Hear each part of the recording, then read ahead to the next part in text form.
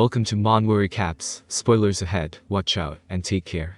Lan asks why she's here, and they continue their awkward stare down. Runan wonders what's making him grow so much, then she realizes something about Lan, then she walks past him, and sits down. And starts bench pressing. He goes to leave, and she follows him. He goes to curl, then she continues to follow him. She says it's not her imagination, ever since she smelled something earlier, her body has felt lighter, which allowed her to lift heavier weight than usual. Lan asks her if she has something to tell him. She says no, then he begins to walk away. And she decides to follow him for a bit more, to which she does. Burn and some other kids enter the training hall, and sees Runan following Lan, then they wonder why she is following him. Burn says Lan is wasting his time doing repetitive training, while Lan needs it, he is on a different level than them. And while he doesn't know what the test is, it's better to train swordsmanship for their own martial prowess, so don't waste time with Lan. After a bit while Lan is still curling, another kid comes up to him, then introduces himself as Dorian, asking if he can train with them. And that he wants to learn the correct posture. Lan says that's fine. Dorian thanks him, then begins to search through his bag, then hands him a cookie, saying it tastes good. He goes to give it back, then notices that Runan is eyeballing. She starts making beady puppy dog eyes. And he hands her the cookie, causing her to munch on it. They then help Dorian bench press. Then the days start to fly by, with them constantly training. It's been around 6 months since they started, and every day he ran until he couldn't anymore. And eventually the backs of everyone he saw while running were no longer there and were replaced by only Runan and Burn's book. Eventually the day of the test came around. We see everyone pulling up and filling out the bleachers of the stadium. Wrath then makes sure Lan remembers the bet they made, because in the end he was unable to surpass the two of them, so he needs to get ready to take his rage. Lan tells him the test is different, so they don't know how it will end. He then spots Dorian cosplaying as Mineta. When he goes to comfort him, Runan pulls out a cookie saying to eat it. He says he's fine, and then Burn stares him down, making him wonder why he's around so many weirdos. Sylvia and Helen are watching, and Sylvia feels proud, saying he looks confident, and made friends too. They also discuss how he's light-hearted and has a warm personality. Sylvia smiles, then the mood shifts once Glenn enters. People are surprised that he's attending a training ceremony. Even Lemur asks about it, and Glenn says it's an event that chooses the future, so why wouldn't he be here? Lemur says he's more than welcome, and since he's here now he'll stop wasting time, so they can proceed with the test right away.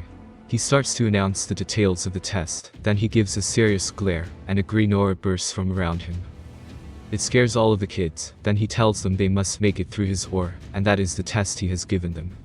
He tells them that aura is inherent to martial artists, and the test will judge their worth as a martial artist.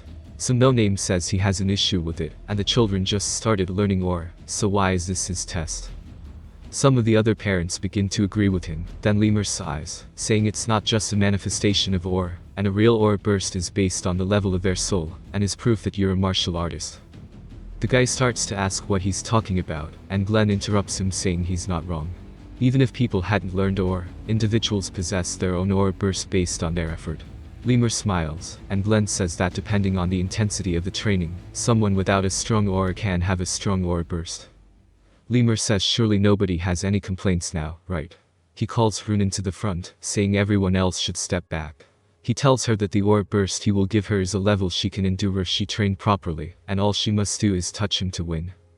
He smirks, then says it's time to begin, and he releases his aura toward her. She makes a pained face, and he tells her it's an automatic fail if she uses aura. So use sheer willpower and push through. She begins to slowly take steps forward toward him. Stretching her hand out she grabs onto his arm.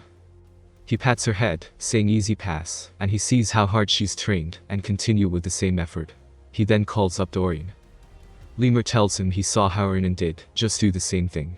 And if he can't do the same thing he will fail, then he releases his aura again. Dorian starts to reel from it, and drops to his knees. Lan realizes that he changes the intensity of the burst depending on the kid, and to be able to do this, it means that he's been observing every single kid. Dorian passes, and Lemur tells him his confidence is too low compared to his skill level, so he should believe in himself.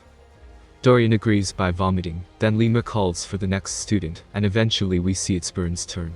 Lemur says he's starting, then the aura bursts away from him, and Burn is surprised that this is what the others went through. Wondering how Runan did this, he drops to his knees. Lemur tells him that his talent is special more so than anyone, only a few can compare, but he and the children who followed him around just wasted their time, so what's the point in training swordsmanship without the basics? Lima reminds him he used ore anytime he struggled, but he would fail doing it now.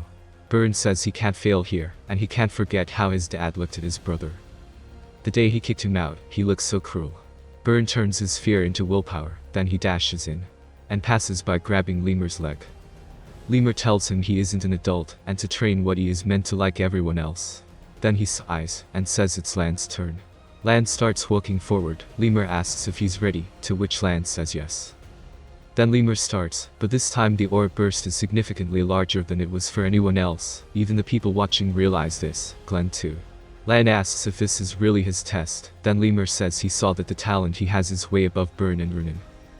So try enduring it. Lan explains that the quality of the soul is not just in the body, and inside of him isn't just the quality of Lan Ziegheart, but for the 12th time, of Lan the greatest assassin too.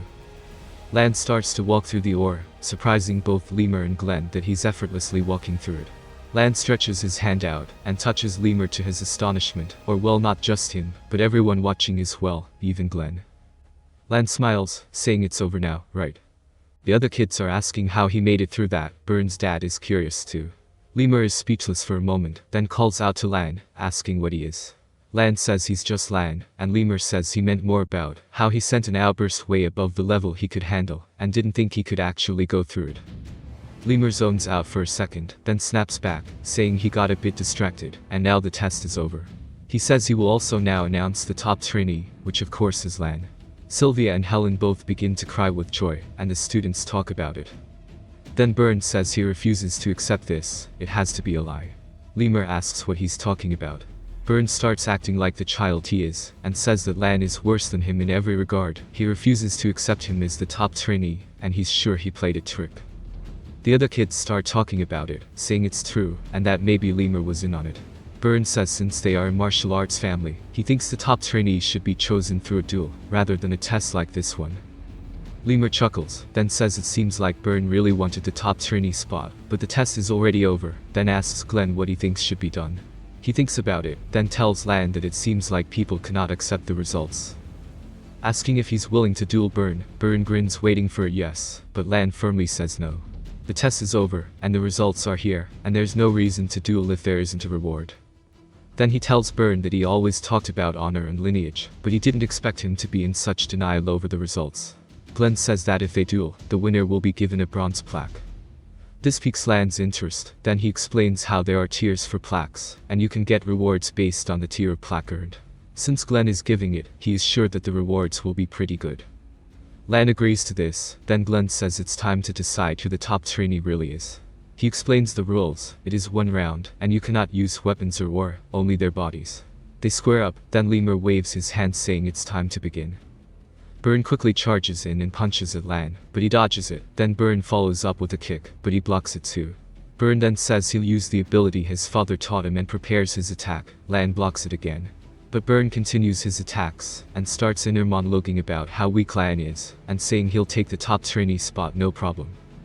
Then has a PTSD flashback of his brother being disowned, and how his father doesn't want him to disappoint him. Burn uses this as fuel, and says he will not let himself fall behind Lan. He continues attacking at Lan, but has yet to actually land a single blow. He gets close to his face once. Then Lan says he can see all of the kids' attacks perfectly clear. Burn then charges in saying this is the end of him and jumps into the air, but Lan readies his fist, then says try me. We see that he is using the same technique as Burn, and their fists collide with one another, but Burn is knocked back, which surprises him. Then Lan continues to beat him with his own ability, causing people to freak out, asking how he used the tiger fist. Burn even asks him how he did it, and Lan tells him he just showed him it, so he copied it like some homework. The audience begins to speculate that maybe Lan learned it in secret, and refuses to admit this happened. Lemur, watching all of this unfold, realizes that Lan is really him. He says that Lan countered Burn's technique by having the flow spin in the opposite direction, and being able to see flow makes you a genius. But being able to make it your own like that, he has the talent to be the strongest on the continent, perpetual talent. Lemur says the results are something everyone can see, and that with his victory the test is over. Helen runs down toward them, and tackles Lan with a hug. He begins to smile at this. And Wrath says to hurry the wholesome moment up. We see Rinan's parents doing the same thing, but not Burns as he only has Alfred. He makes eye contact with his dad, who goes to grab the milk, making Burn realize his father is disappointed in him. That night he goes to talk to him, and it's awkward silence until his father calls out to him, asking if he remembered what he told him. Burn says he told him to be the top trainee, and his dad says exactly, it wasn't much to ask for, but he still couldn't achieve it. And to top it all off, he lost to a lesser family member. He asks him if he wants to end up like his brothers, then says he lost his first chance, and he still has a chance to be the top trainee, then tells him to get out. Burn beats up the wall, then starts to blame Lan for all of this happening to him, then says that he tried too hard to not fall behind everyone else. That's Cap, and he starts to just walk aimlessly. He looks up to see he somehow made it to the training hall. Saying he came here out of habit, he enters the building and sees that nobody is there.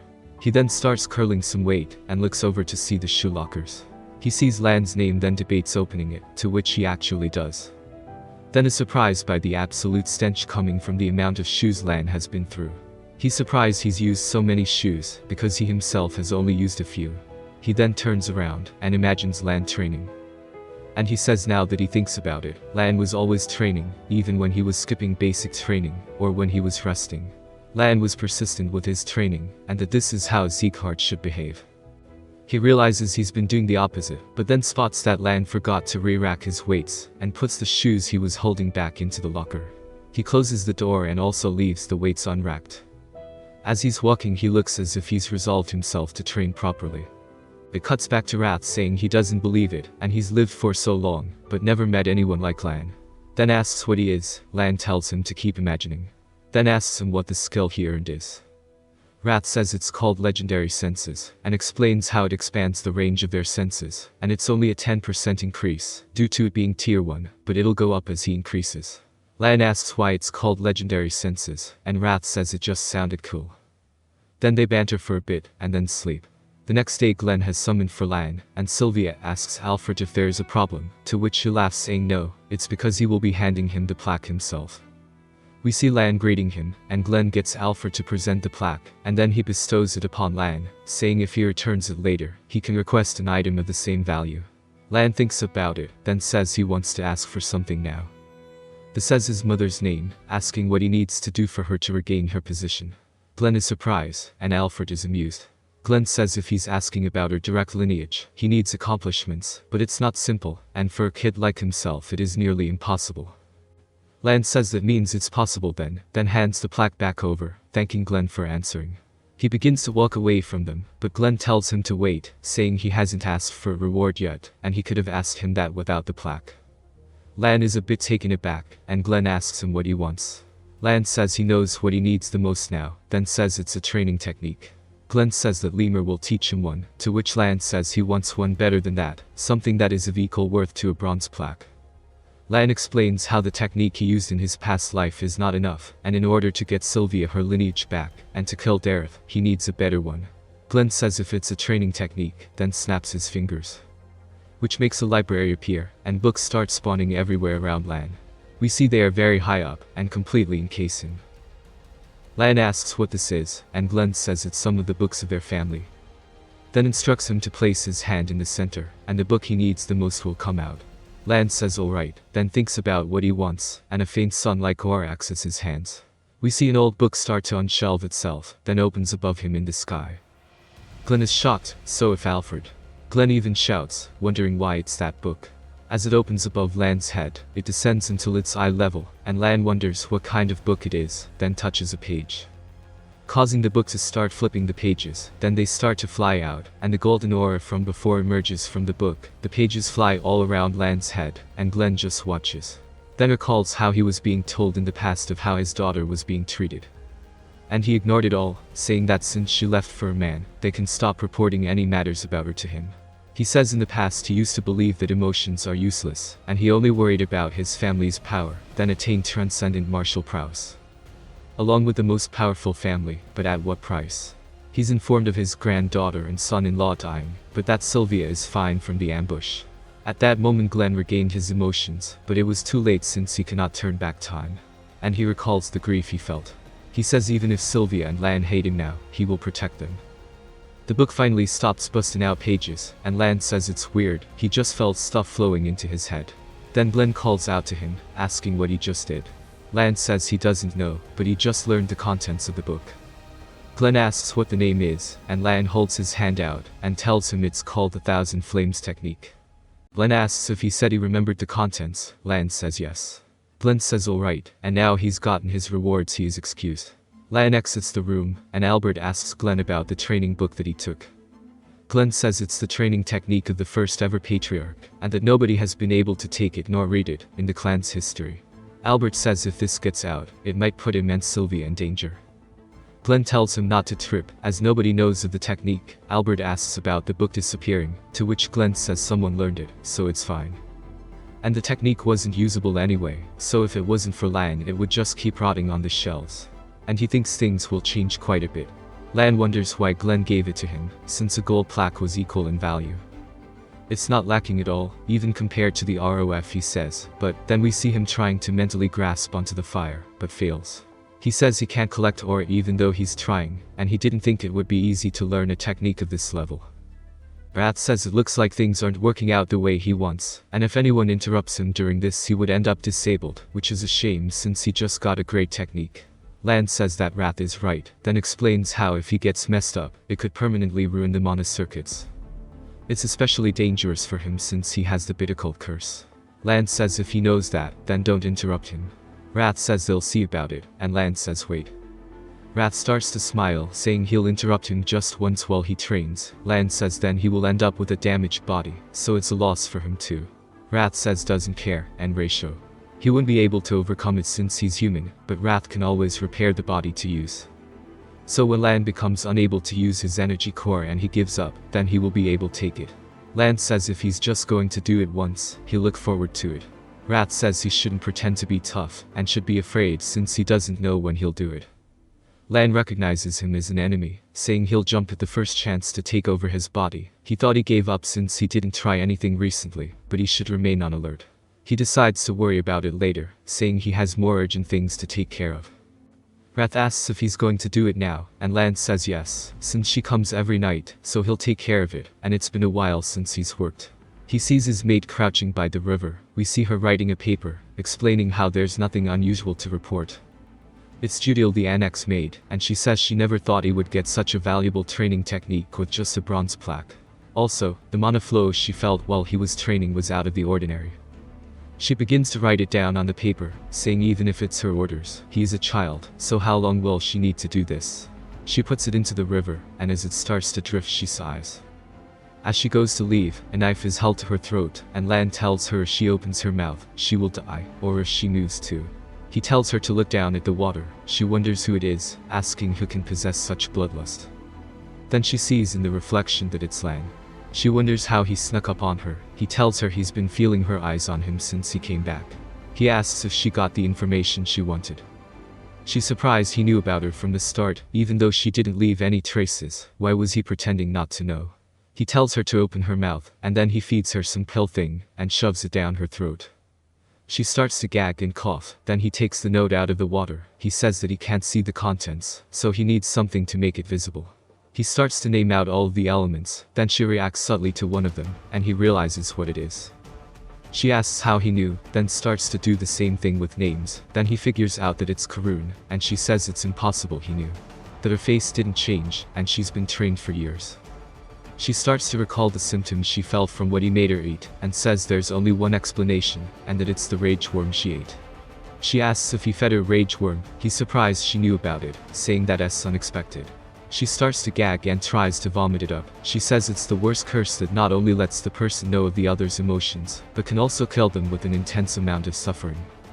She begins to cry, and he tells her that sending a letter must mean she's a spy, and he assumes the plan began during the judgment ceremony. He compliments how detailed the report is, and it also includes information about his mother and the other maids. She says she thought it was an easy mission, since he's just a child, and Sylvia has a broken core. But he's not just a child, he's a monster. She tells him she will change the contents immediately and put some false information down. He says there's no need, since the information will be leaked eventually, and it would prove she is unskilled. He crouches in front of her and smiles, saying from now she's a double spy. She can give away information that others will find out about and hide the important stuff. And to also bring him information he should know about. She says she understands, then he nods at her. He says he hopes the next time she's back, that she will have some useful information. Wrath asks when he summoned a rage worm. He says he wouldn't use something that cruel, and it was just a pill that causes pain. He asks how he read her thoughts without the help of the worm. He says information can be gained from all kinds of things. Wrath shudders, then calls him a monster. Lan says after all of this he started to focus on his aura training, and soon enough it was time to go back to the training hall. We see that Judiel is still scared of him. At the training hall, Lan is surprised to see around 40 kids passed, saying Lima really only left behind a quarter. He then hears Runan say his name. He turns around and she just walks up to him and stares at him. She then recalls her mother asking if she thanks Lan for helping her with training, and she says she thanked him for the cookie, but not for the actual training. Her mother asks why, and Runan says Dad said she should never talk to a guy first. Her mother realizes how bad he messed up, then explains to her that sex doesn't matter when it comes to expressing gratitude. And if she received help, she should say thank you, and that's just manners. She tells her to thank him properly, then the flashback ends, and she says thanks to Lan. Both he and Wrath are confused about this, but she is proud of herself for saying it. Then they hear Dorian, and he's asking Lan how he's been, and he's super gassed out for some reason. Then he hits him with a wall of text. Even Wrath says that's too damn much. He keeps talking, then Burn appears behind him, causing him to get jump scared. Burn walks up to Lan, then they awkwardly stare at each other. Burn then bows saying he admits that he's sorry, and he was acting pathetic, but he hasn't given up. And he will try hard to surpass him, so be prepared for it. Then he walks away, and Lan says for a 13-year-old to admit he was wrong, he guesses it's a renowned family for a reason. Wrath starts to shit-talk him, and Lan says it's impressive. Lemur then says he's sorry for being late, and he drank a bit last night, so slept in. Then asks if they had a nice break. He says the real training will start today. The basics will be the same as last time, but now there will be a few regimens added. First will be aura training. The doors then slam open to interrupt him, and we see a woman saying the door gave her a hard-ass time. Lemur says she wasn't his trainee, but she's a failure from last year, and they'll need to train with her. Her name is Martha Ziegheart, and she is of direct lineage. She sighs, then Lemur says she's actually nice, but she cuts him off asking who the top trainee is, because she hates having people worse than her be in a higher position than her. And she challenges the top trainee to fight.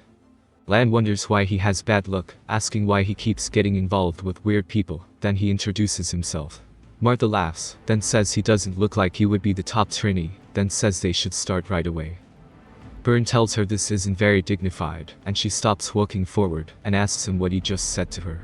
Then she gets into his face and says he better watch his mouth and choose his next words carefully.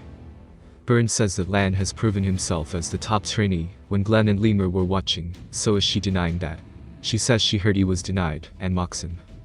He tells her that is why he's saying this, and he doesn't want to see anyone else be that pathetic like he was. Lan realizes that Burn really has changed. Runan then steps up and tells Martha to go away.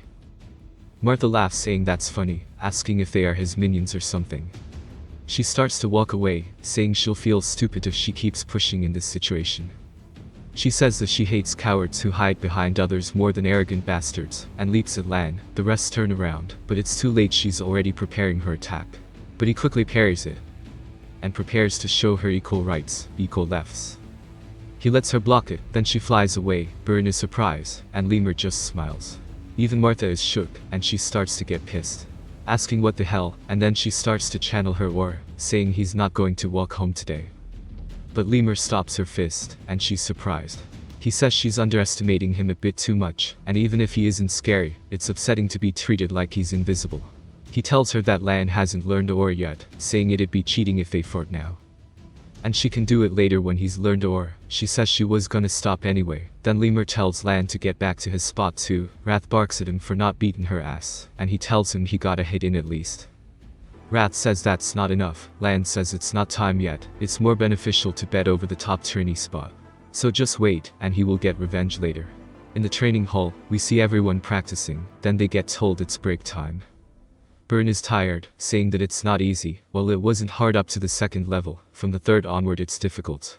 But on the other hand, Lan has started from scratch, and didn't even take a month to learn it. Well, it took Byrne a month to learn the form. At this rate, he'll move on to swordsmanship training at the same time. He says he doesn't look like the only person who feels rushed, and he asks Martha if she's being chased too. She says damn it and stops swinging, saying it must be Lan's first time learning these techniques, but he's improving so quickly. It's not like he can know them like Byrne or Runin, and his body cannot be in a normal state because of the bitter cold curse too. So how can he train daily? She says she cannot fall behind. She explains how everyone praised her talent. She explains how ever since she was adopted into the Zieghearts, she was always being chased. She always laughed at them since she is a genius, the best of the best. That is who she was at least. But now she's so anxious she cannot deal with it.